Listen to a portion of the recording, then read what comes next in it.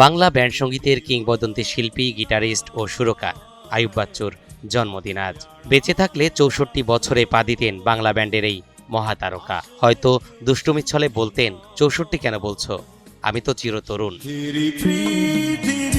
১৯৬২ সালের এই দিনে চট্টগ্রাম শহরে জন্ম নিয়েছিলেন সঙ্গীতের এই অমর শিল্পী। বেঁচে থাকলে নগরীর এবি কিচেন স্টুডিওতে মুখর হয়ে উঠত প্রিয় মানুষের আড্ডায় আর স্মৃতিচারণায়। তবে শারীরিকভাবে বেঁচে না থাকলেও আজও স্মৃতিতে সমানভাবে বেঁচে আছেন আইয়ুব বাচ্চু।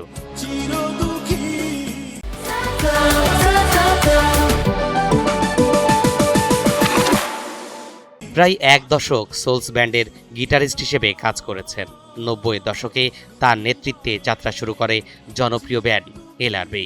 গায়ক হিসেবে জনপ্রিয়তার পাশাপাশি অসাধারণ সুসৃষ্টিতেও আলাদা পরিচিতি তৈরি করেছেন আইয়ুব বাচ্চু।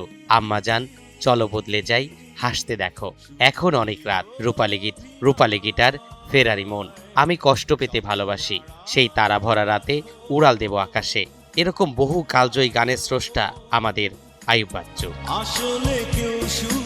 ক্যাসেট ফিতার যুগ থেকে শুরু করে ডিজিটাল প্ল্যাটফর্মের সময়েও তার গানের আবেদন সমানভাবে জনপ্রিয়। প্রেম, বিরহ, একাকিত্ব কিংবা জীবনের নানা অনুভূতিতে তার গান হয়ে উঠেছে অসংখ্য মানুষের নিত্যসঙ্গী।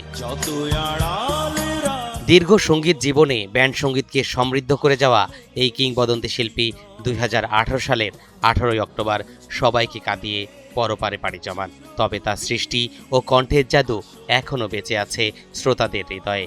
জন্মদিনে শ্রদ্ধা ও ভালোবাসায় স্মরণ করছি বাংলা ব্যান্ডের জনপ্রিয় রূপালী গিটারিস্ট এই কিংবদন্তিকে। তরিকুল ইসলাম, এনটিভি অনলাইন।